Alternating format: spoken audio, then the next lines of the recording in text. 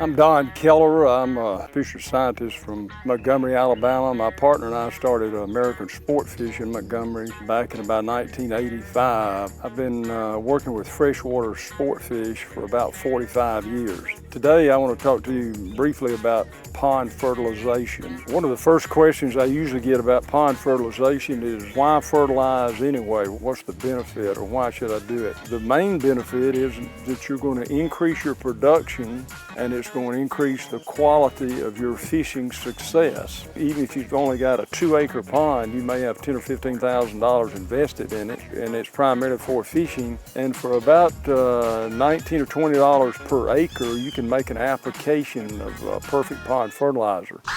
I'm Jacob Womack with Mossy Biologic. We're out here in a local pond in West Point. It's about an 80-acre lake. We've been fertilizing this lake for about 8 years now with the Perfect Pond Plus. We've seen fish grow 2 to 3 times more than in non-fertilized ponds. It's incredible what the Perfect Pond has done for this place. We've got a 5-pound bag which cover an acre. We got a 25-pound bag that'll cover 5 acres. If you've never fertilized your pond before, we recommend 10 pounds per acre the first application. Once you get that first bloom established, then you can start hitting it with 5 pounds to the acre. One thing about using this water-soluble fertilizer is the ease of application and the efficiency of it. If you're fertilizing a pond or a lake, you don't have to cover the entire area. So it's not like fertilizing a food plot where you put your fertilizer out and it's going to bind with the soil particles. When you put this out in the water column, it's going to move until it reaches a neutrality there. You can put it in, I'd say up to 5 acres or maybe even 10 acres. You can put it out from one location. If you want to put it out by a boat, you can pour it out behind the boat or off the side of the boat, go right down the middle and make one pass. You don't have to cover the whole entire lake because it's going to dissolve, and once it dissolves, it's going to disperse out through the entire surface of that lake. In conclusion, pond fertilization is the most cost-effective thing you can do to increase production in your pond. It's easy to do, it's going to help you control your weeds, increase fish production, and the bottom line is it's going to allow you to catch more fish.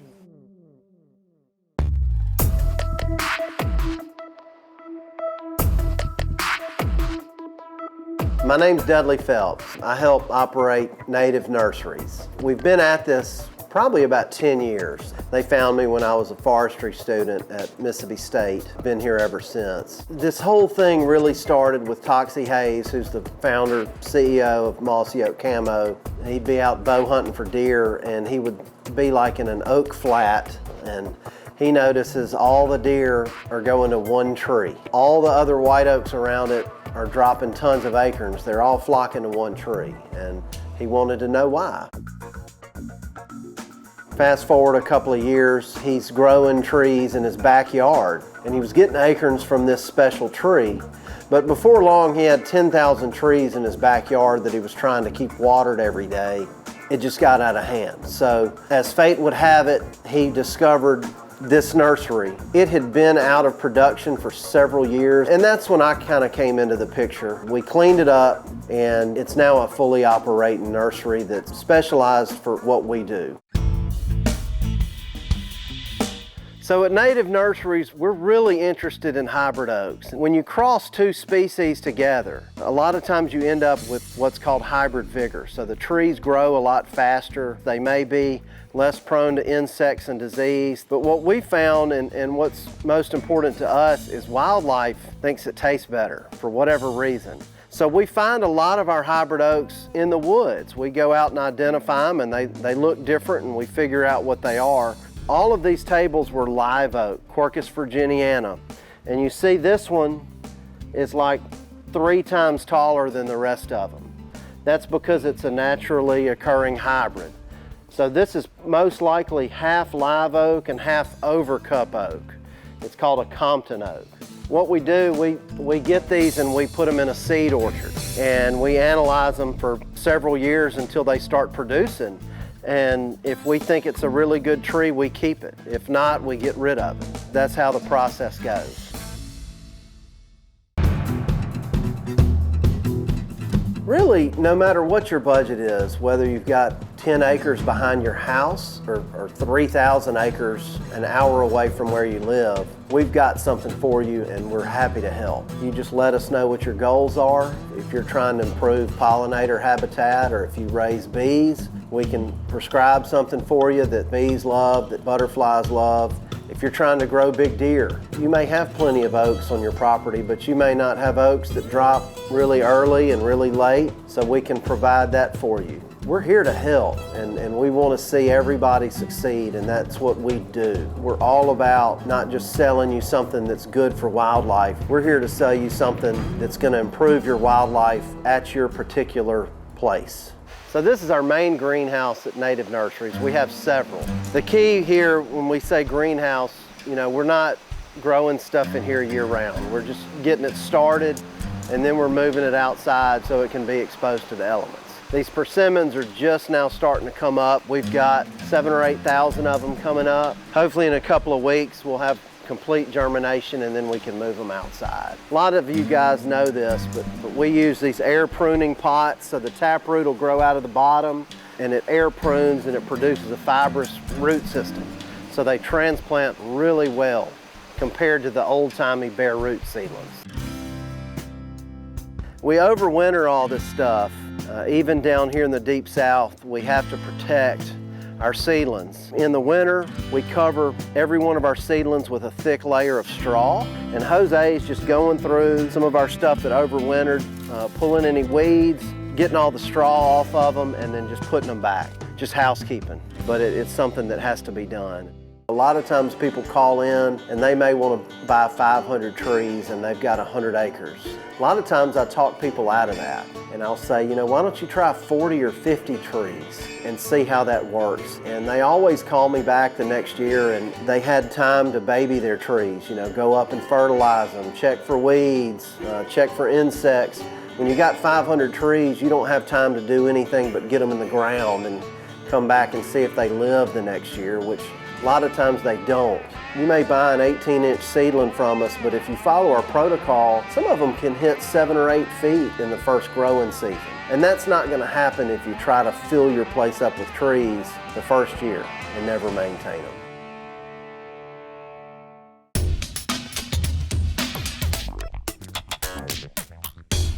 We're out at one of our shade houses. We get our seedlings out of the greenhouse as quickly as we can. Everything they need is outside that makes them strong. It's just like lifting weights. With the wind blowing around, cells are breaking down and reforming where your seedling stands up straight and tall. If you were to buy something that was grown in a greenhouse, you would know it would almost be like a vine. It would have to be held up. It would be really floppy. We're having a really good year so far with our chestnuts. It's mid-May.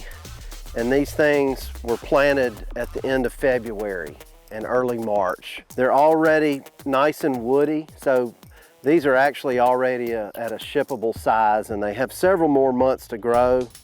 You can see the air pruning pots are working. See the little roots coming out of the bottom? They're already able to hold themselves together. This is one of our more popular items. They grow really fast and they produce nuts at a very young age, and they're resistant to the blight.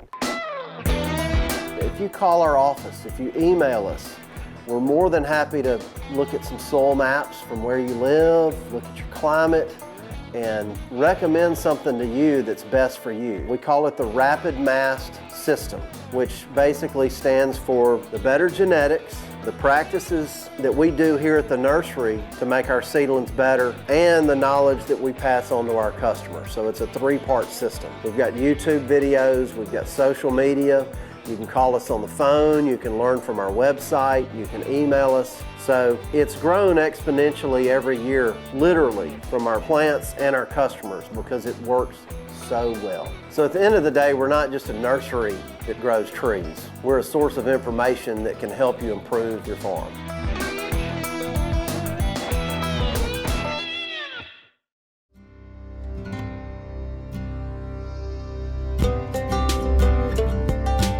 I think a lot of people are looking for a place that the vision is already created.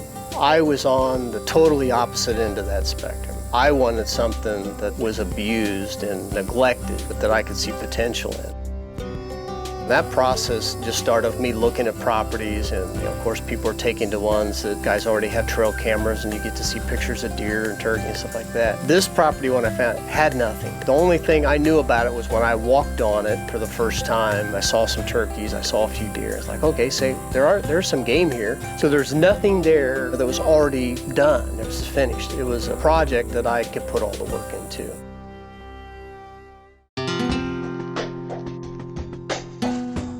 I think from the first hour that I walked on this property, I don't know how many times I stopped and just looked around and just took panoramic shots with my camera because I wanted to just capture what I saw. I'm like, oh my gosh, if I take out this fence row, this is going to be awesome. I'm cutting down on taking one travel corridor down for deer, and this is coming from somebody who has never hunted deer before. I don't know if I slept the first day. I wanted to go back, so I went back the next day. So I probably spent another 4 or 5 hours taking the same pictures all over again because I just couldn't get enough of it. I think the hardest part was maybe convincing my wife it was a good idea. I had to convince her that this big mess that you could barely drive a Ranger through was going to be worth it someday. And she's like, how long is this going to take? Give me 3 years. And you won't recognize it. Yeah, she bought in, and now I think she enjoys it as much as I do. It's been a fun journey so far.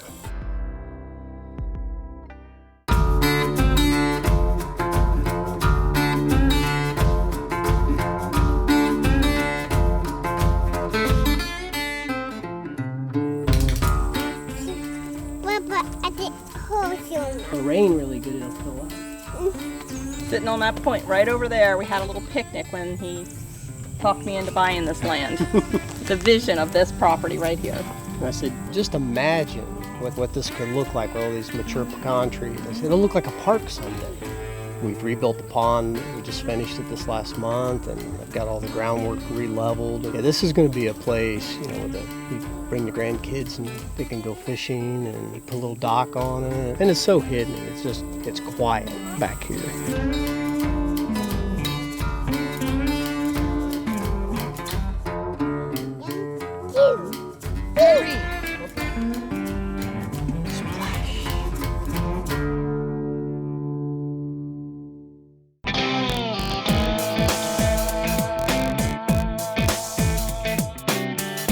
But you learn really quick that when you're going in to do timber management or you want to put in food plots, you just don't put them anywhere. I try to keep them tucked as close to the center of the property as I can so I can bring deer in and hold them in the middle of the property and they're less likely to leave. So before you start cutting trees down and stuff like that, I go in and I just kind of chip away, I flag them, and I was just extremely nervous about cutting down the wrong trees. And gosh, just understanding what trees were on the property was a big challenge. You had to really feel your way through it.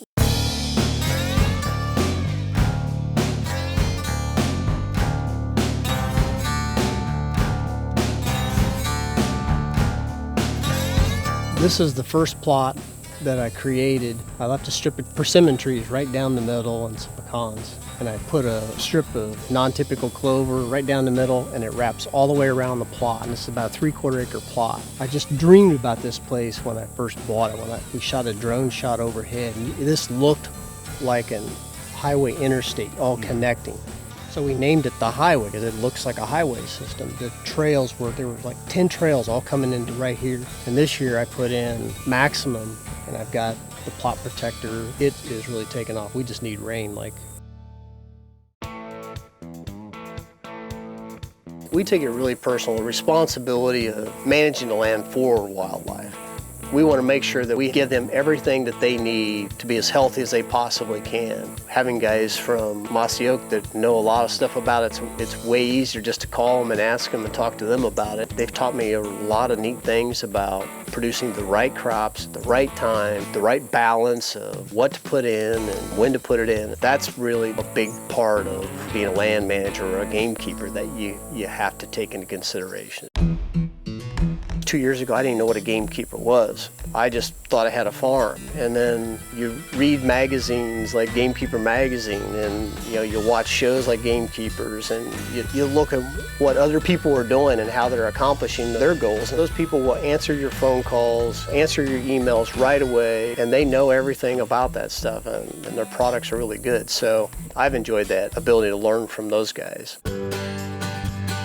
When I imagined buying a piece of property, I imagined sharing moments like that with kids and grandkids. I can't wait to I have a 2-year-old granddaughter. I can't wait to get her in a blind and just teach her about that stuff. And as I learn it, you know, I can pass that stuff down to her. That's really what it's all about to me. It was about the family connection to the land and sharing a dream and watching them smile as they enjoy it and just sit back and watch. That's probably going to be my favorite part. Not killing a deer. It's about creating an environment where they can enjoy it.